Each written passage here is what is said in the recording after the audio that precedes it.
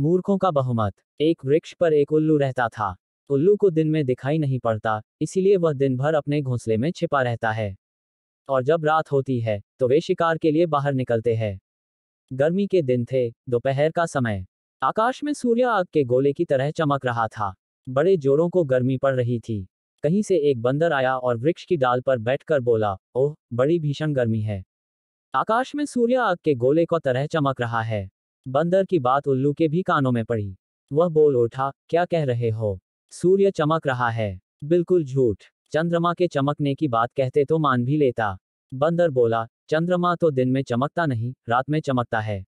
इस समय दिन है। दिन में सूर्य ही चमकता है। सूर्य का प्रकाश जब तीव्र रूप से फैल जाता है तो भयानक गर्मी पड़ती है। आज सचमुच बड़ी भयानक गर्मी पड़ रही है। बंदर ने उल्लू को समझाने का बड़ा प्रयास किया कि आकाश में सूर्य चमक रहा है और उसके कारण भयानक गर्मी पड़ रही है, पर उल्लू अपनी बात पर अड़ा रहा। बंदर के अधिक समझाने पर भी वह यही कहता रहा कि न तो सूर्य है, न सूर्य का प्रकाश है और न गर्मी पड़ रही है। उल्लू और बंदर दोनों जब देर तक अपनी अपनी बात पर अड़े रहे थे, तो उल्लू ने अपने दोस्तों के पास चलकर निर्णय करने का विचार किया। बंदर ने उल्लू की बात मान ली। उल्लू उसे साथ लेकर दूसरे वृक्ष पर गया। दूसरे वृक्ष पर सैकड़ों उल्लू रहते थे। उल्लू ने अपने जाति भाइयों को एकत्र करके कहा, भाइयों, इस बंदर का कहना है, इस समय दिन है और आकाश में सूर्य चमक रहा है। आप लोग ही निर्णय करें, इस समय दिन है या नहीं, और आकाश में सूर्य चमक रहा है या नहीं।